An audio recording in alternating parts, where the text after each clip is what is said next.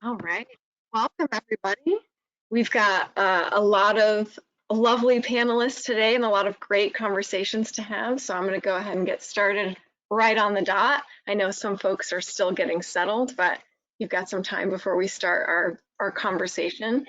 Welcome, welcome to Fostering Empathetic Leadership in Culinary Professionals, a webinar presented in partnership with the Institute of Culinary Education.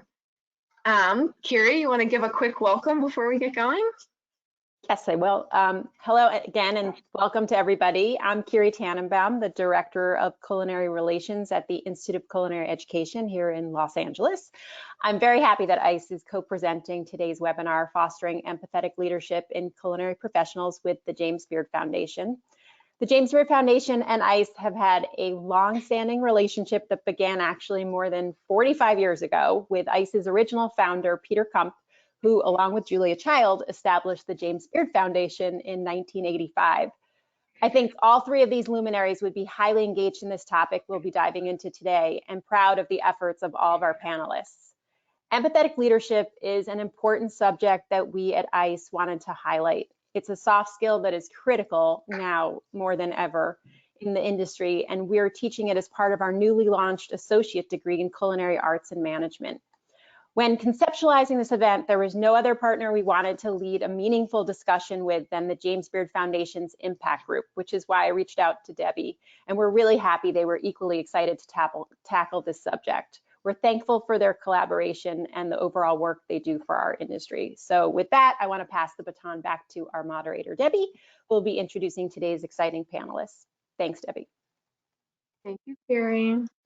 So yes, I'm Debbie Holloway. I'm the Impact and Community Coordinator here at the James Beard Foundation. Since March of 2020, JBF has been hosting virtual events and industry support webinars, just like this one, to help navigate the challenges of COVID-19 and provide resources for the hospitality industry and better stay connected through these difficult times.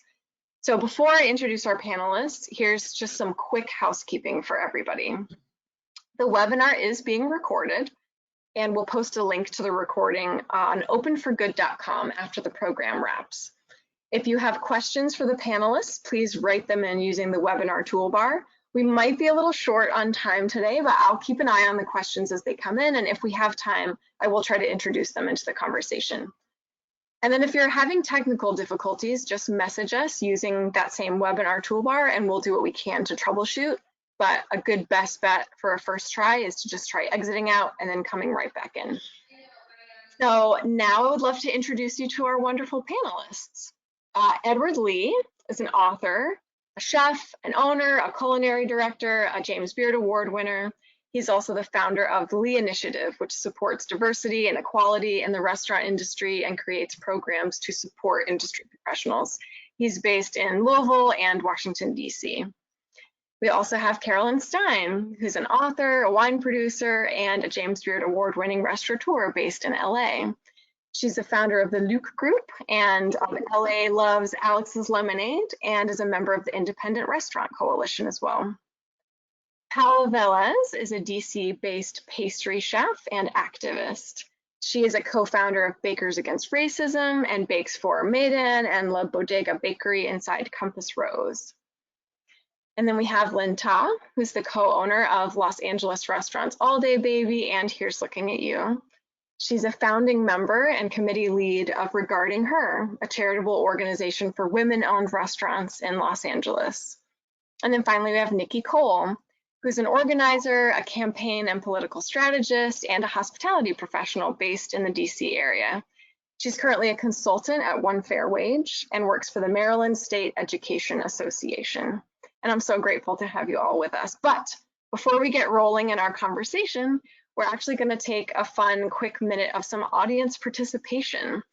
If you follow the link that I'm about to drop in the chat below, or if you go to menti.com and enter that code, you will be able to participate in a couple quick snap polls. I'm going to drop this right in the chat for you. We've got just 3 questions today, and since we've got a great audience with us, we wanted to engage you a little bit before we get going. So pull up menti.com on your phone or another browser tab, and we would love to do a quick poll on leadership. So you can watch my screen to see some results in real time. Cecilia, you can go to the very first question on Menti. The first question is easy. Who's a leader that you admire?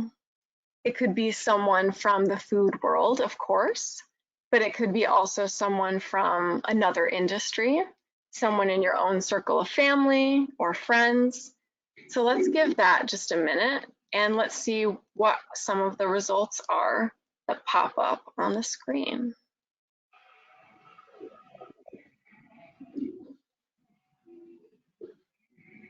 See some of the chefs in our network on there.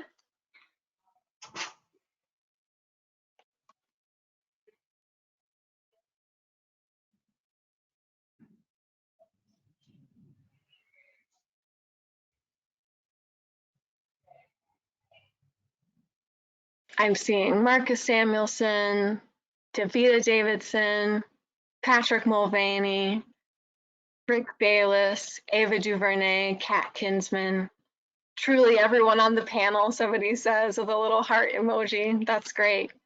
President Barack Obama, Stephen Satterfield, Julia Turshen. Amazing. So many great ones. All right, let's go on to our next question. Indicate whether your current organization offers leadership training, conflict resolution or mediation training, mentorship facilitation, or maybe none of the above. Maybe you are in charge at your place of work. Maybe you're an owner or a chef and you're in charge of the kitchen, or maybe you are not in charge and you wish some of these things were offered at your place of business, but let us know.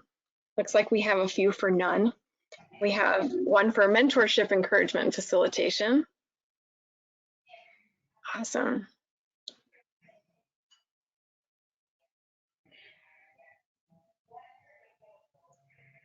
I love watching these in real time. I think they're so fun. Thanks everyone for participating. It looks like we've got a lot of good diversity of feedback. Oh, I love seeing the ones populate that say, yes, we are offering these things at the place that I work. That's wonderful. All right, and then finally, on our very last poll, drop in a few qualities that you think describe a good leader in the hospitality environment. It's pretty open-ended, so I'll give this a minute for people to think.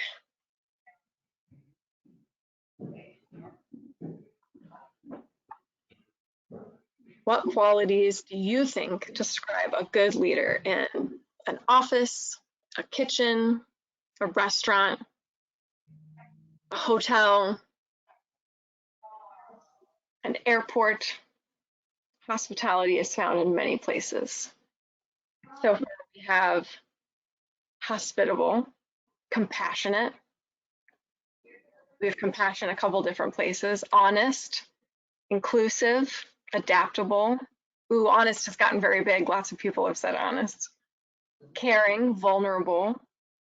I see empathy on there. Adaptable, thoughtful. Compassion is getting very big. Oh, look at this awesome word cloud. This is so good. Good listener. Empathy has gotten very big. That's a perfect segue. Cecilia, you can leave this last question on for just a minute while we segue into our first panelist question, because I think it's fun to watch the word cloud for a little bit. But now I want to turn to our panelists. There are many ingredients which go into becoming a good and effective leader, as you can see from this ever expanding word cloud. And one quality that we chose to highlight in this webinar title was empathy.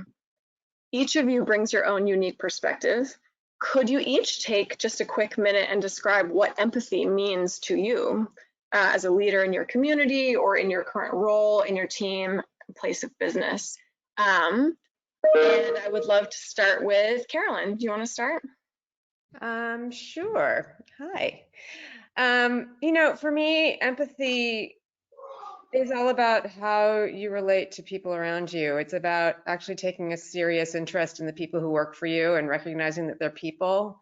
And we all have a lot of layers that go into us and a lot of needs, not only to be able to perform in their jobs, but beyond that, you know, how they are, how their well-being is, caring about them as a whole.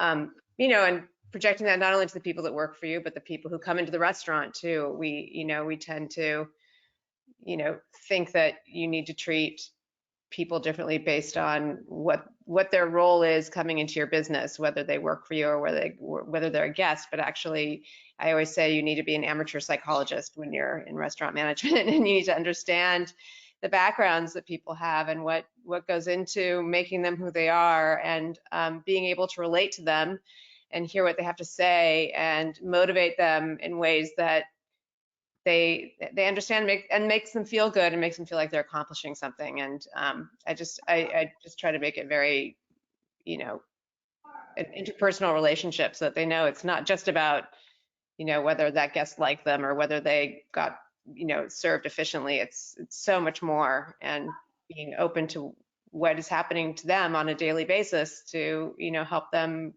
feel like they're thriving. Thank you, Caroline. Lynn, what do you think? I, of course, echo a lot of what Caroline is saying. I mean, for me, you know, as I've sort of examined how I've kind of come about in my little life, and even especially into leadership roles, what I've always really valued is if I've worked for someone or been around people that I think really see me, and more importantly, really hear me. And I haven't always had, you know, tons to say, or always not felt heard, so I haven't said a lot of things. And so, you know, I've of course been in a position of any position that I currently employ for my employees now. So I always keep that top of mind, that, you know, whether they know that they have something to say yet, they always know that I see and I hear them. And that really expands to even just my community work, our guests. I think about this all the time. Like, at the end of every day, I feel like I'm always downloading and saying, like, what happened today, and what did I see, and what did I hear, and what should I sort of discover tomorrow. To me, I think that is always at the center of my empathy. Thank you, Lynn. That's beautiful. Nikki, what about you? What does empathy mean to you? Definitely what both Caroline and Lynn said, but I think also, in order to be those type of leaders that they're describing, one has to be deeply in tune with their own humanity. You cannot, I don't think people can truly be empathetic to others. They aren't aware of what's happening inside themselves, like physically, mentally, spiritually, emotionally, in order to have the space in your mind, heart, in order to take on someone else's troubles, right? Or challenges on the job, or brilliance and suggestions, right? So I'll say that. That's awesome. Thank you. What about you, Chef Ed? For me, empathy is taking the time out to look at all the people that work for me and to try and see them as individuals. Everyone in the restaurant has a role. You know, there's waiters, there's chefs, there's sous chef, and I try as much as possible to see them not as sous chef, but as Brianna. You know, not as head chef, but as Jeff. And to really, like, we have policies and we have all these rules in place, but knowing that every individual is different and they don't always fit, you know, and we have this huge, you know, pool of people that mix together. And the more that I can see them as individual and as humans, and not as, oh, the waiter that messed up, but oh, hey, Christina, what happened? And when you start addressing, and one of the things, like, I even though they still do it, I really like try and get people not to call me chef, but to call me Edward. And we really try and go, like, let's get rid of some of these titles and just call each other by our names. And that actually has helped a lot. Thank you for that.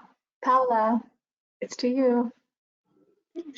I also agree. I don't let anybody call me chef. The only time that people call me chef is when my sous are in jest. They're like, okay, chef. And I'm like, okay, maybe my approach wasn't right. So maybe I'll backtrack. I'm sorry, you know. But for me, being an empathetic leader is being willing to risk it all for the well-being of another. Last year was really like, I was put between a rock and a hard place, and I saw that if I didn't speak for certain people, they might not have the representation and the help that they needed. But I was taking a big risk because I didn't know how that would negatively impact my career. But looking back, then I chose and I said, you know, screw it, I'm gonna do it because this is the right thing. Because if I were in their shoes, I would want somebody to do the same thing for me. And that's, for me, being empathetic means, you know, taking a risk. I love that, Paola. And that actually segues into something that I was thinking of asking you specifically, which is you've been in the industry for a long time. You've worked at the bottom rung of the ladder and you've been in positions of leadership. And I've heard you speak elsewhere about how valuable you think it is to cultivate vulnerability and respect across hierarchies in a kitchen or in another work environment. And I would love for you to talk to us a little bit more about that. And maybe you could even mention some specific interactions you've had that inspired those values in you. For me, I think it's so weird because I have like this love of what the culinary industry is, right? There's this structure that I grew up looking at because I grew up in the industry, and I thought, wow, you know, it was always so like grandiose, you know, and then as I grew up, TV chefs became the norm, right? But I started seeing, once I started working, how divided the culinary industry is and how broken it is. So for me, the brigade system now is painful instead of powerful. It shows me that, you know, systemically, this was built off of the backs of Black and brown people throughout the world. And when I think about how to cultivate relationships and how to respect, and it comes down to the core of nobody in this kitchen can do anything without each other. The dishwasher is equally as important as the executive chef. And if we stop thinking that one is less than the other, we have harmony. And once we break it down into harmony, then we start thinking about people and their pay structures and how I want them to experience life how I now experience life. So if I have to work a dishwashing shift, I just came from work and I washed all the dishes because I'm not less than, you know. And as I meet younger culinarians now, I'm teaching them too that you don't have to be pompous and strong and bold and mean to be able to be something in this industry. And I hope that others can hear that as well, and that we can all team up together, because at the end of the day, we need each other to make profits. And in order for us to pay you well, we need to be profitable. So I don't know, it's a whole thing, and I could talk about it for hours and hours and hours, but I won't. I'll spare you guys. Oh, I wish we could talk about it for hours and hours today. Nikki, I saw what Paola was saying, like you were really feeling it. And I was wondering, do you want to hop in and like, has what she was saying sparked anything in you that you would want to share with us? Mostly, I was just feeling it. Like, yes, that is the truth. Yeah. I do think what Ms. Velez was saying about the structure of the hospitality industry and the history is really, really relevant. And people need to know that history in order to understand how they are showing up in that system and how they can be a part of also transforming a system of injustice. If you, like so many employers and workers that I've talked to over the past 13 years of advocating and organizing for change in the industry, literally don't know the history of tipping, the history of restaurants in general, the cultural influences from other countries and how it's uniquely warped in America to not pay people and rely on tips. People don't know that history, and so what we're really operating in currently, and not all restaurants, clearly we have the best folks here with us today, but the dominant structure in the industry is one that constantly devalues and dehumanizes Black people, women, poor white folks. There's only 13% of restaurant workers in this whole country that actually make a living wage. Most people are living in poverty because the tipped minimum wage hasn't been increased in like 100 years, but we just accept it at this point that that's normal, right? And so people don't even think how to change that, and how the people working for us are most of the time in poverty, and the kind of stress that adds to their lives. It's expensive to live here in a whole lot of places that we represent. And on top of that, compounded with most of the time, people don't have access to healthcare. People don't have access to mental support. They're dealing with current trauma, historical trauma, constant sexual harassment, right, from customers and all of this stuff. And there's no support for people. And so people self-medicate, right, to like just survive and get through this. And so I just think if we all are able to get some political education, just historical, factual knowledge about our industry, then people can take a grip on themselves, their businesses, and the industry overall to start making the necessary transformational steps.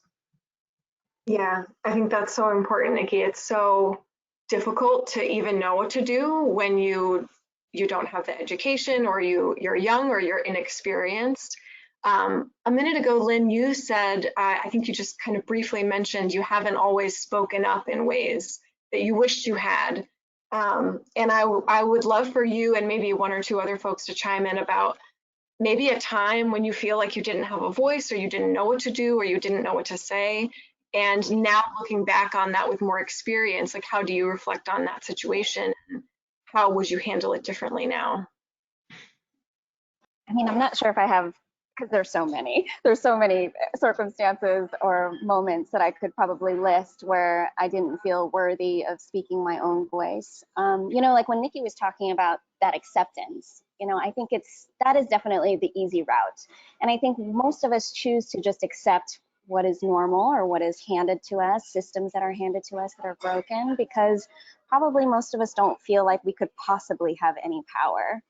And it takes sort of a small percentage of folks, maybe the ones on this call, you know, to be the leaders, to empower and show that it's not impossible. You know, even in the short pandemic-y time of 13 months, where I felt like I had nothing to lose because I had pretty much lost most things that I had worked hard for, I just started saying a few things, you know, even if it's just a small Instagram word count limit moment.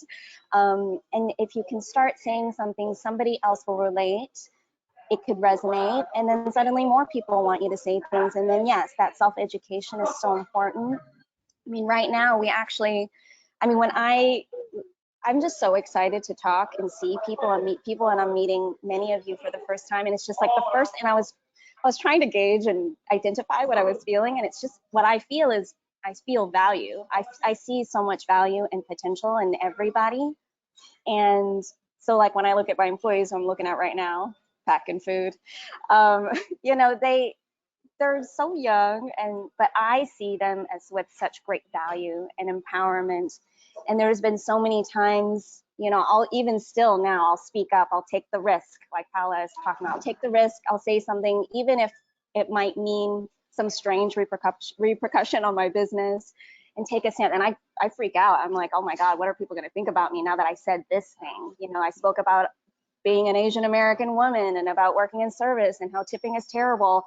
And all, you know, I just said all of this stuff. And I mean, I get a lot of anxiety from it but it's just because I have loads and loads of empathy. And that can backfire on you, everyone. But I think, obviously, if I had two roads to choose, I would certainly choose the road of getting more comfortable with hearing what I have to say. And most people have really good things to say. Just kind of have to like coax it out of them. Thank you, Lynn. Does that strike anyone else as a springboard to share a little bit more about that topic? Well, I mean, in terms of on a very basic level, I remember one of my first, you know, jobs, I wanted to get into the entertainment industry. Why, I do not know, but I did at the time. And I remember I literally had a job with somebody who treated me horribly, made me feel like I was an idiot. You know, I was literally just answering this person's phone. I had already started a business of my own. I was very confident, and it was the assumption that I was a moron, right? And so you walk in every day, you're treated that way. And I felt the effects of it in terms of my outlook on life and how that changed my perception of people and the stress level that it brought to me. And I left that job, and I left that thought that I wanted to get into that world, because I thought I just cannot not only be subjected to that kind of treatment on a daily basis, I can't be around people who treat people like that on a daily basis. I just couldn't be part of that. No matter if the financial payoff would have been great in the end, I just couldn't be among that. I just can't live in that situation. And I've always tried to, you know, put that out there to treat people who come and work with us as equals. I mean, this idea that the hierarchy, the thing where, you know, other people are not worthy, that, you know, that we're not all on the same level working side by side. I plunge the toilets right next to them. You know, I mop the floors, I do whatever, we all do whatever we have to do. So that was on that one aspect of that. But, you know, there is that fear sometimes that if you speak out on a topic, that you will have repercussions, not only for yourself, but for your business and for the people who work for you, right? And so that's always a frightening thing in this, you know, very divided political environment that we've been in for the last 5 years plus. It's, you know, it takes a lot to speak out. And I know in terms of making political statements online, I kind of shied away from that for fear of, and I'm not proud of that, but I definitely had that concern, like, oh, you know, if I speak out against, you know, the president, you know, am I going to have, like, I'm alienating all of those people who might have a different political view. And the problem is that I think a lot of people believe that you can have differing political views and still get along. You know, I used to have friends that were Republicans. Like, we used to get along, and it was okay to have differing points of view. No, I don't support people who are, you know, racist and you know, espouse those ideas and ethos that I don't agree with in any way, shape, or form. But we can have different political views about legislation, whatever, and still be together and still be okay. But everything has taken on such a very, very, very like high tense emotion, and the idea that, you know, I don't want to get into the whole cancel culture conversation, but it's just being able to speak your mind and not and support people who need it without people coming back on you and maybe listening to what you have to say instead. There's so many causes that we all want to speak out about. You know, there's so much that we all have to fix in this world and in our industry. But, you know, having that idea that it's a safe space in the world to actually speak your mind and support people. And I think that's something that we all need to do more. I need to do more, but it's definitely been something that's, loomed over. It's been a little bit of the elephant in the room, like, okay, I guess I'll just put this out there because I feel it. And I guess, we lose business, but what have I let down my employees, or no, because I've stood up? That's the constant question. And another factor of that whole issue, of course, is that like with the racism in this country, with the pandemic, and the ways it's manifested in really public and disturbing ways sometimes, there's a lot being held by like customer service employees and front of house staff.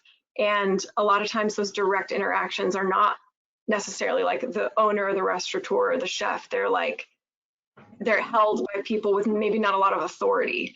And so those employees are having to interface with sometimes a lot of really challenging or even hateful conduct.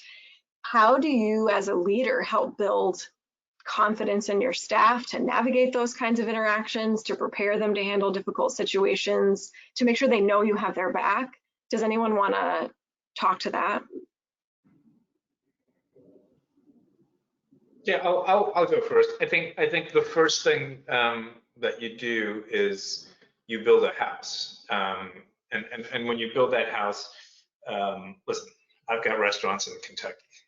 Let's put it out there, but like you build a house and you build a reputation and you let it be known what we are about and what we do, and so already right there you're going to filter out a certain, I truly believe like there's plenty of restaurants, right? You can go to any restaurant you want to. You choose to spend your money at places that not only have good food, but also believe in the things that you do, that you share some kind of connection with an ethos. And so when you do put yourself out there, and when you do let it be known who you are and what you're about, you will find your audience, and you will find those people that come to you. So it makes it, I feel very fortunate. Like our customers are the best customers in the world. They love us and we love them. We do a very rigorous job of making sure that the community knows who we are, by who we donate to, who we support, we're very vocal and public about it.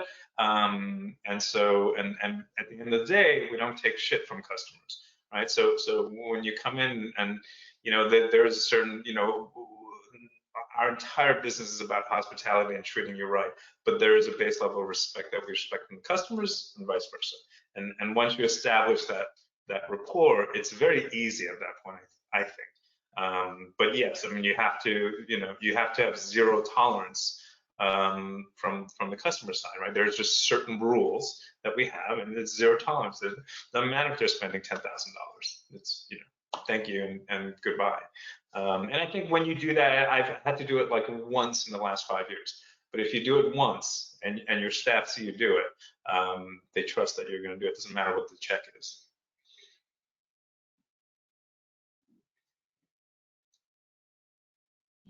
I'll chime in too. I mean, I see it a lot because during this pandemic setup, I have a desk that's right by the front desk, and I call it like I'm like the mask patrol, and so I'm like the first line of contact before they like then veer off and order at the counter.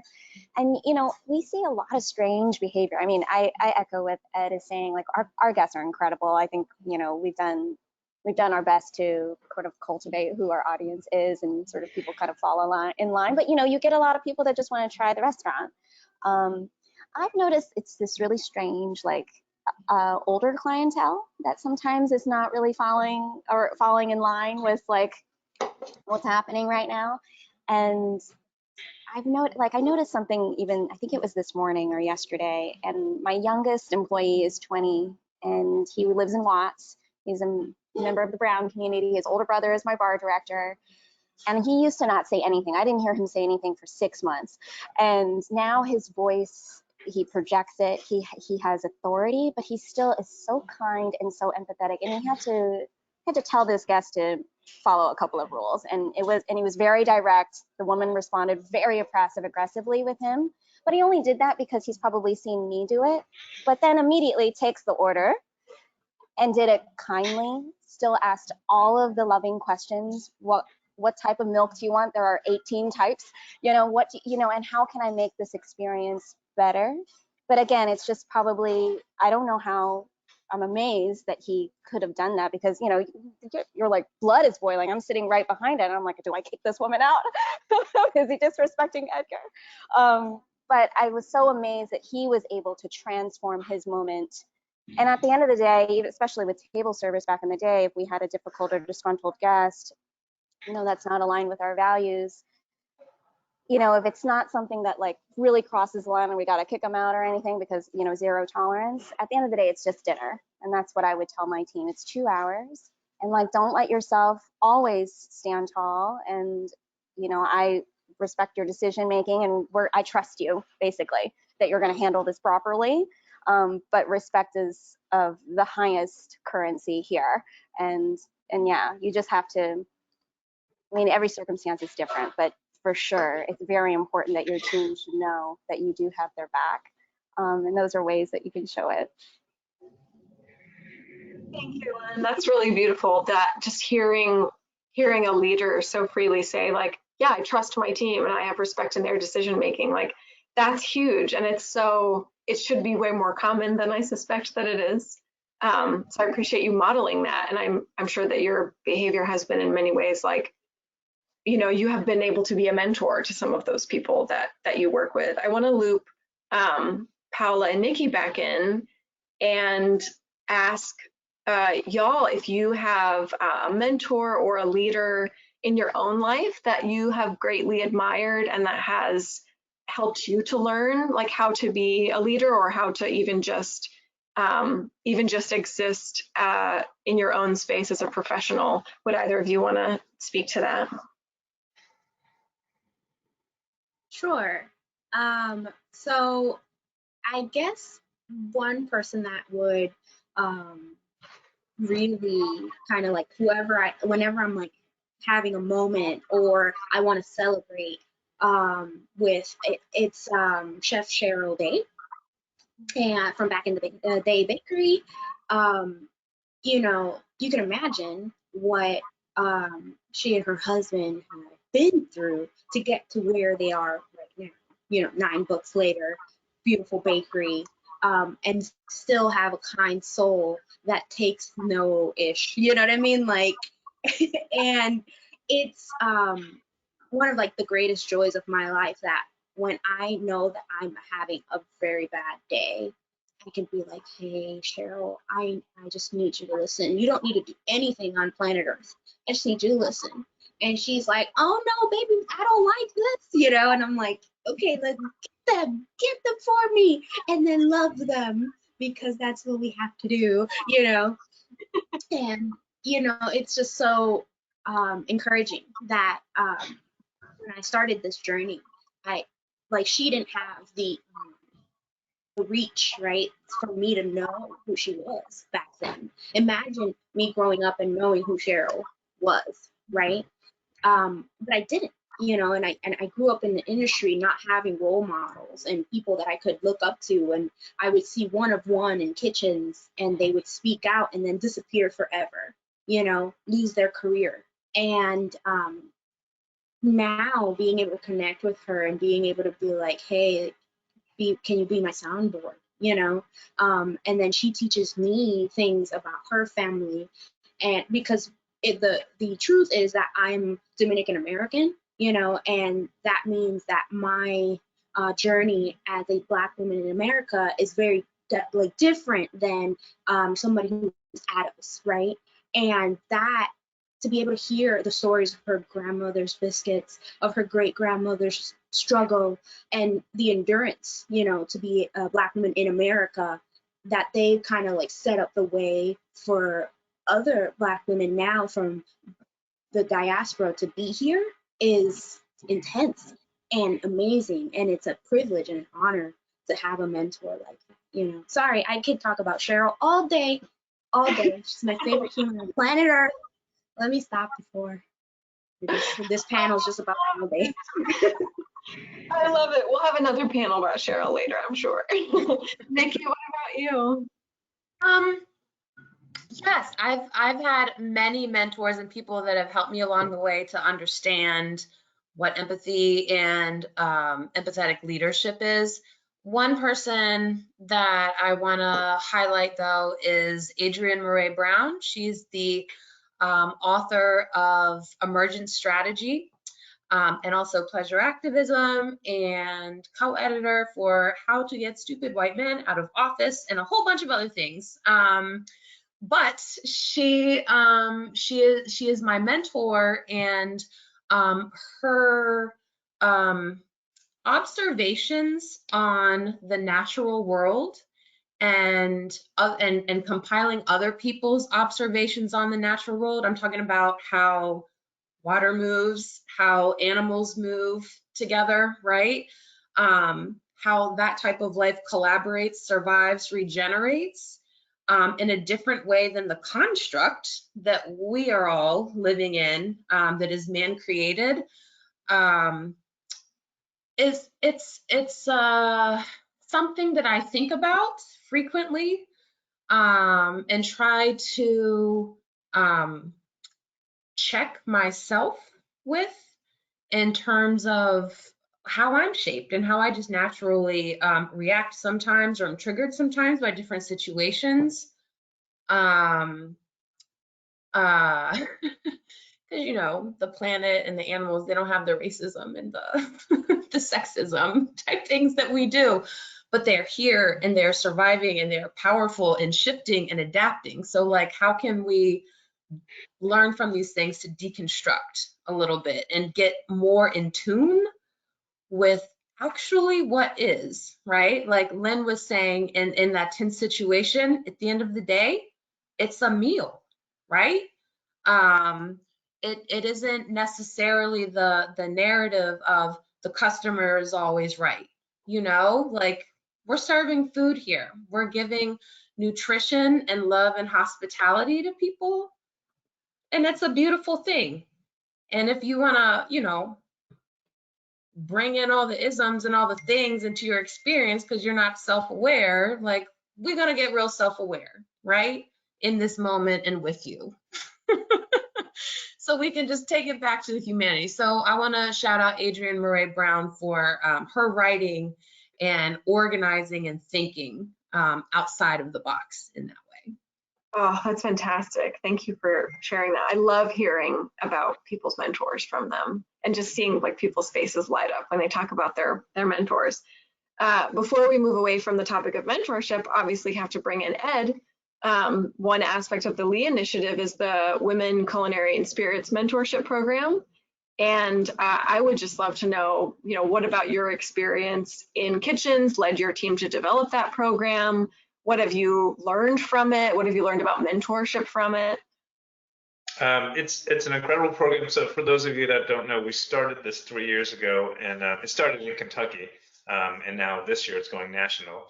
And what we do is we pick 5 young female cooks who are in the early part of their career, and we give them mentorship, financial training, media training, mental health training, like all of these different tools that they're going to need, and to see a path into you know, a leadership role in the restaurant industry.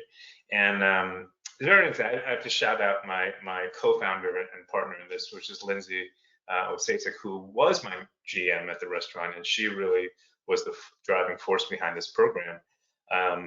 And you know, one of the things, like, you have to understand, like, I came from that world. I came from a world, I do not think in the first 7 or 8 years of working in a kitchen, I don't think I ran into a single female cook in any of the kitchens that I ran into.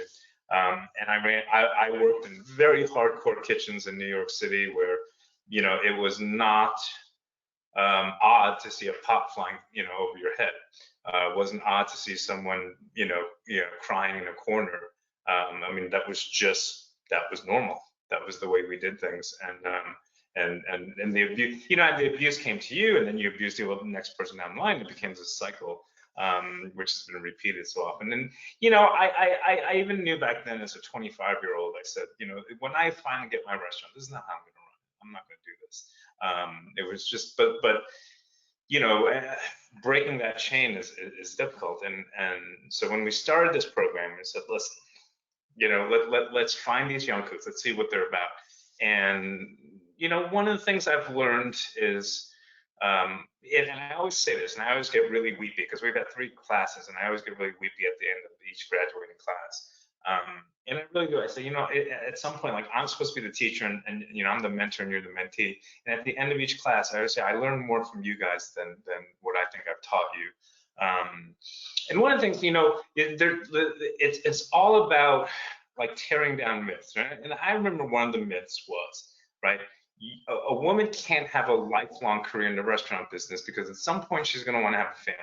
And when she has a family, she can't work nights, she's unreliable, all the things happen. And you know, there was a point in my career where I believed that too. And then we started to you know, I have a woman that's both a GM and a chef in my kitchen. And this is years ago, and I started talking to them, and I said, well, what, you know, why is that true? Why isn't?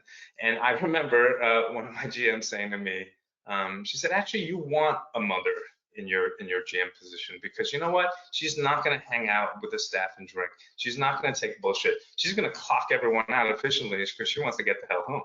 And I started thinking, I was like, yeah, why are we always focusing on the negative aspects of that person's life versus what the positive aspects can be? And I will tell you this to this day, and it's not intentional, but every one of my restaurants is now run by a female GM, and it's not like I look for them, but it just so happens that through the cycle of hiring and firing, like every time we get, and most of them have children, and they're just so efficient, and they have zero tolerance for bullshit because they're busier, and you know, so things like that where I just realized, like, oh my God, this thing that I was taught at 22, this myth that was, you know, embedded in my head, like there was no truth in it. It was just something that was, you know, presupposed and believed. And so part of what we do with the Lead Initiative is that we select these younger chefs and go, you know what? All those roadblocks, all those people that tell you can't, all the things that you've been told, it's just not true. It's just not true. And we're going to show you how you can do it. And then the important thing that we do is we mentor them with other female chefs from all over the country, and they get spent weeks, and they see the pathway, and it's like, you know, again, as a man, I never once doubted the fact that I would own a restaurant. I never did. Even when I was washing dishes and making $6 an hour, I never doubted it. It was just, I saw the path. And when I talk to these young, you know, female chefs, they don't always see that path. They don't. Sometimes they believe the lie, where they go, you know what, I'm going to do this, and we go, no, actually, the path is here. Maybe a little harder, and you're going, but the path is here, and the it's almost like with it's just like a light bulb that goes off, or a thing, and all of a sudden, like, we've had young chefs come through this, you know, our program from 3 years ago, who are like in head chef positions now, who are doing incredible things now, who I didn't even think was ready to be a head chef, and they're killing it. And I would say, like, you're in a much further place at your age now than I was at 23, 24. And to think what the potential that they can do going forward is incredible. So, you know, I see the industry as changing inherently from the top down, from everything. And part of the industry changes, like, women are going to be in the places of leadership. And for all the men that believe that that's not a good thing, like, it's going to happen. It's going to happen. It's not a if, it is. And so we have to adjust and make sure that we cater to those roles and we make it happen, and have a better industry overall, you know? Oh, yeah, that's great. I love talking about this. So we actually have I want to slip in a question from the audience that came in that I thought was really meaningful. What advice or what wisdom could you pass on to someone who's not a leader themselves, or maybe who doesn't have a lot of power, we'll say, themselves, and the leaders in their life are not giving them a chance for whatever reason? They're not showing them the path, like you just said, Edward. Maybe because they're young, or because maybe they started their career late and they're older, or for a myriad of other reasons. What would you say to that person who is not yet in a position of power to encourage them, or anything else like that? Well, I'll jump in. And my answer may be very different from other folks because I'm a professional organizer and strategist. But I would say to communicate what your challenges, issues, problems are to other people that you can trust in the restaurant who do hear you and see you, and build some power, right? Organize some other people so that you're not like by yourself bringing it up. If you don't have leadership or upper management or corporation that is sympathetic to what you're saying, you're likely to get more of a response if you're not alone, and be protected in that way as well. I suppose I can chime in as well, coming from a position of no power. I think it's a difficult conversation to have, but if nobody is giving you the play, right? Like if nobody's giving you the chance, you have to start working on the back end to garner the resources to be able to come out and get that job if that place is not giving you what you need. So that doesn't mean overwork. That doesn't mean working harder than you should be. Working smart is a big thing in my kitchen. Don't work harder, work smarter, and that's it, right? But when, so I always look back at this time and I'm like, that is so crazy. But, you know, I was a cook making $7 an hour, $8 an hour. And I was in New York making this type of money, which is unheard of. It's insane. But what I started doing was I started teaching myself the skills in the kitchen that I needed. I started looking at chefs and seeing what they were doing. If I saw them food costing, I would ask, what is that? And they'd be like, well, you don't have to worry about that. And I'm like, good, no worries. Ask Jeeves then, you know what I mean? And I would start to work on these skill sets. And I started teaching myself how to bake because I wanted to be a baker. I wanted to be in pastry. And I was told that as a woman of color, I couldn't ever be an executive pastry chef. In culinary school, I literally, as I was signing my paperwork, they told me you would never be this. So you should work in savory because at least you would have a job. And I would work my 10-hour, 12 hours. I would get out at 3 a.m., but I would wake up early in the morning and I would start baking. I started trailing in New York City restaurants, and I just asked them, I was like, hey, you don't have to pay me, which is now very bad, but I took that risk and I said, hey, I want to learn and I'm willing to do it for free because I'm getting, this is an exchange, right? And I started gaining all this resource. People just assumed that I was like this wonder kid. I'm like, no, I'm so sorry. I started doing this at 15 and now I'm 30. You know, it took a long time to get here. But I started hedging that bet on myself. And if nobody's gonna take that chance on you, take the chance on yourself. Build your portfolio. Make sure that you document everything that you do. If your plating sucks, work on it and start understanding what, if you have a good coworker or a good boss, management person, start asking them questions, you know what I mean? So that you can write these things down and you can grow yourself, you know? Coming from the Bronx, you know, people told me like straight up, they were like, you will not be this. And obviously that was wrong because look at where I am today. But we have to put in the work, and then hopefully there will be more of us in the industry making waves and opening pathways and standing firmly and making sure that we are as uncomfortable as we can be so that somebody else never has to go through something that I have to go through, you know. Anybody else want to chime in there? Thank you, Paola. That was really beautiful. Yeah, Oh, I'm sorry, go ahead. Are you sure? Okay. I was just gonna say, you know, your time is valuable.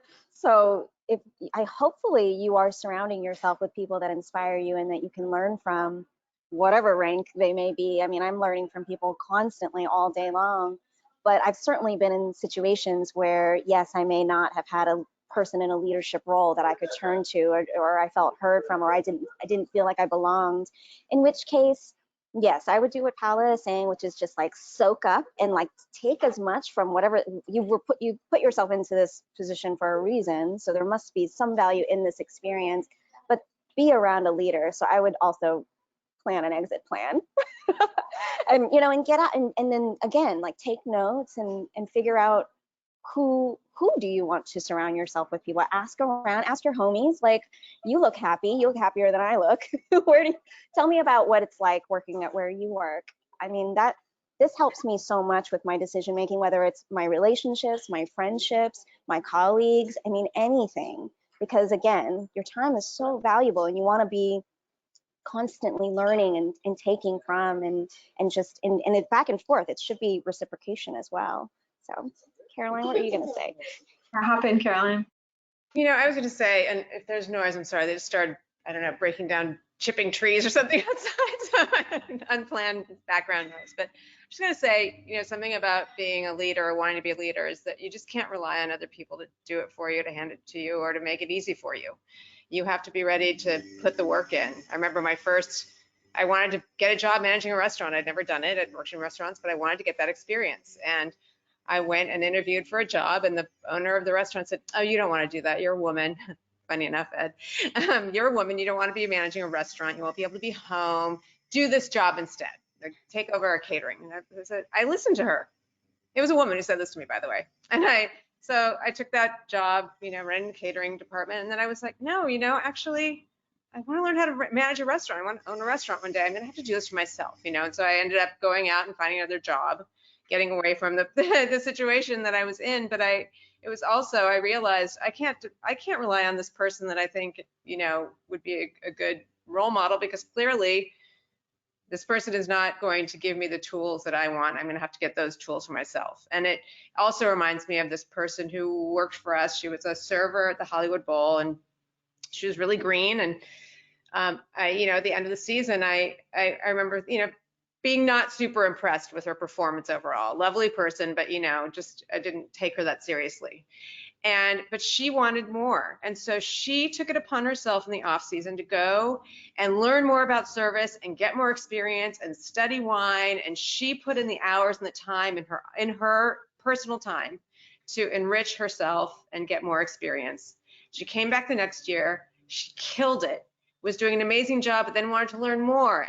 And every opportunity she had, she took on the time to learn more, to take on more responsibility. She did this thing that I always talk about, like, you do the job before you get the job.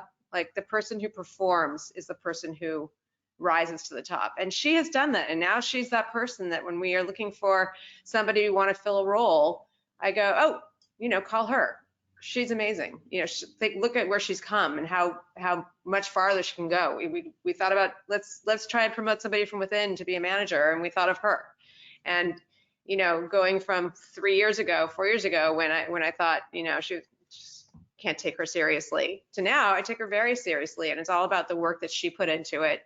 And you know, I do think it would be great to teach people leadership, but sometimes you have to have that inside, that drive to want to do more and to get there. And you've got to know, you just got to, you know, obviously we want to surround ourselves with the right people, but sometimes you just need to do that work on your own to get there.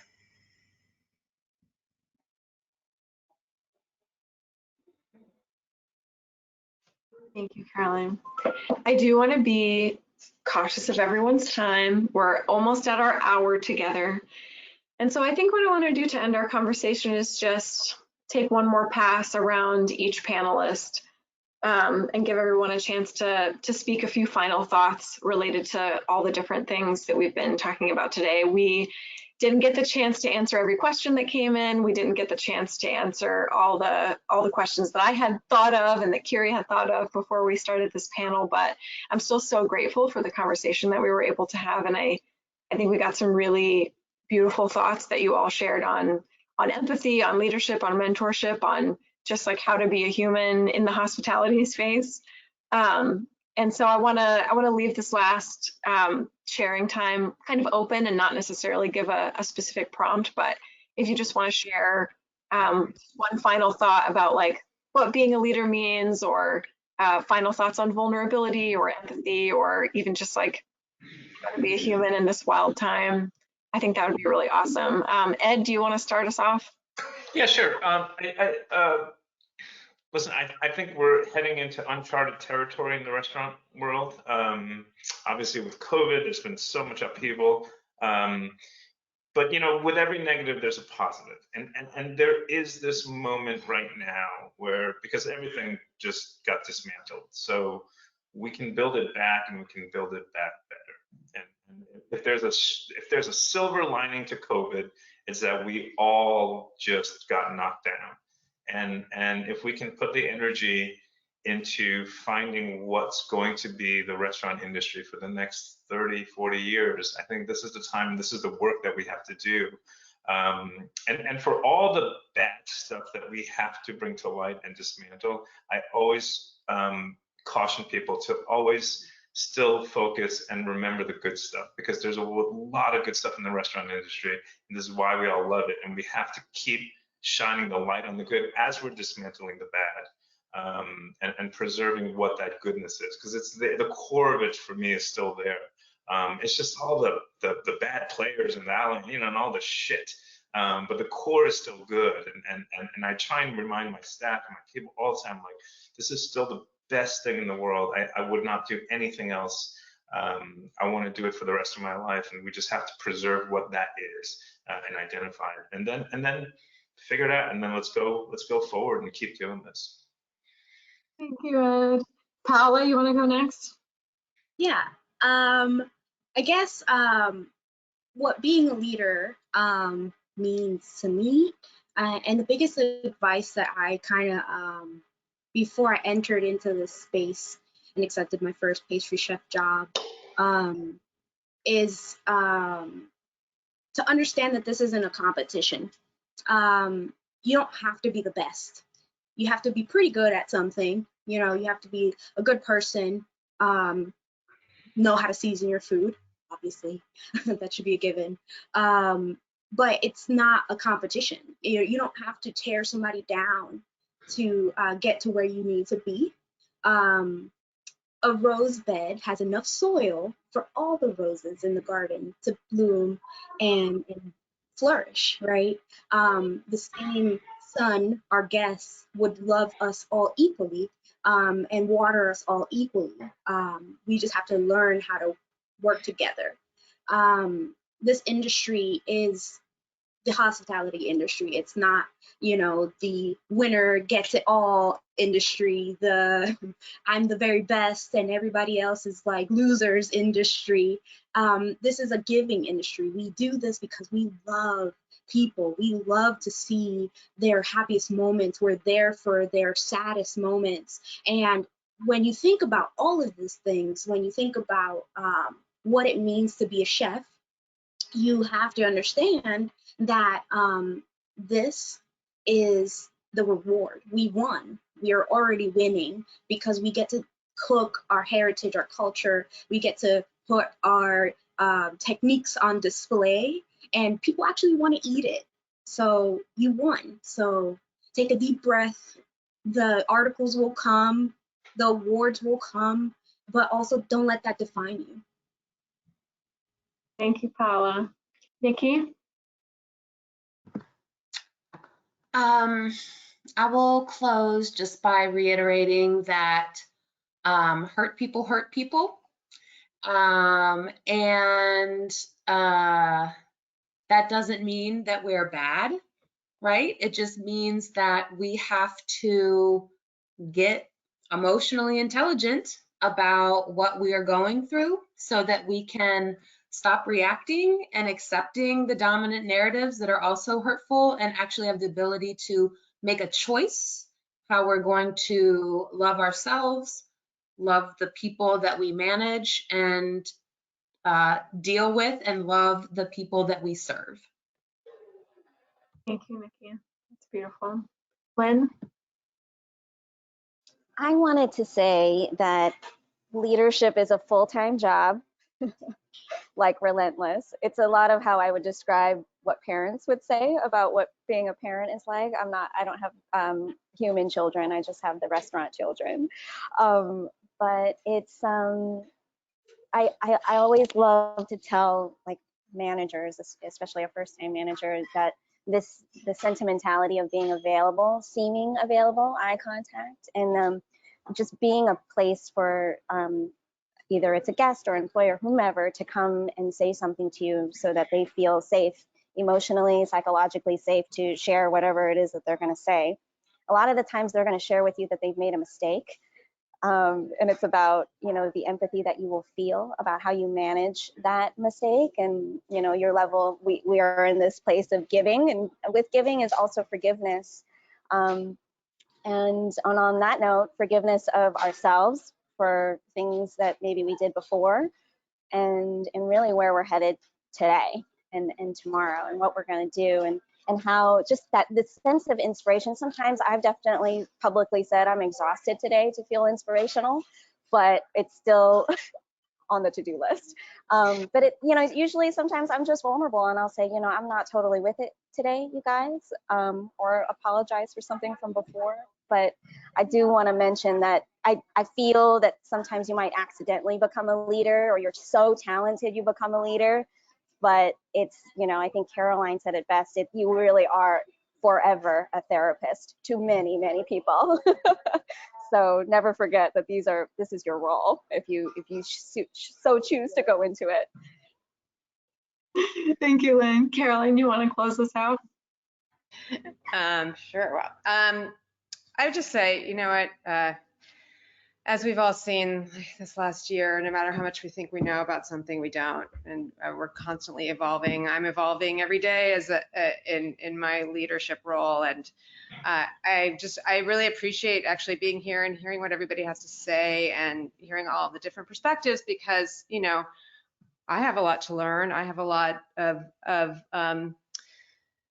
everybody has a lot of improvement to make. We all have our pros and our cons, our strengths and our weaknesses. And I think part of being a leader is listening to what others say and other opinions, and taking them in and recognizing that you may not always be right, that you're, being able to hear other people and adapt and change and make adjustments is actually one of the biggest parts of being in that kind of role, and understanding where other people are coming from, and understanding, like a lot of people have said today, that, where I've come from is not where other people have come from. And we all have our story, and we all have what's, behind our perspectives. And I think just hearing that and seeing that and understanding that and putting that into practice and is huge, and something I'm going to try and do every day, and love hearing about what everybody else does in their daily work to try and integrate that into mine and make it better. I'm really thankful to everybody for saying all the stuff today, because it was educational for me too. Thank you. Thank you, Caroline. Thank you all. Thank you all for joining in this excellent conversation. I had so much fun. It was such a great panel. A warm thank you to our friends at the Institute of Culinary Education. Thank you, Kiri, for all your help organizing. And of course, thank you to everyone in the audience who tuned in today and who gave us an hour of your time, and the few of you who shot in questions as well. Please check out, if you liked this panel, our other upcoming webinars and events like this one on openforgood.com. Next Tuesday, we have a great collaboration with Drive Change about dismantling white supremacy culture in the hospitality industry. I'm really excited about that one. And you can visit jamesbeard.org/investment-fund if you want to learn more about or donate to our ongoing fund for Black and Indigenous American business owners. And that'll do me for today. Thank you, everyone, so much. Be safe, be well, have an awesome day. Thank you. Bye.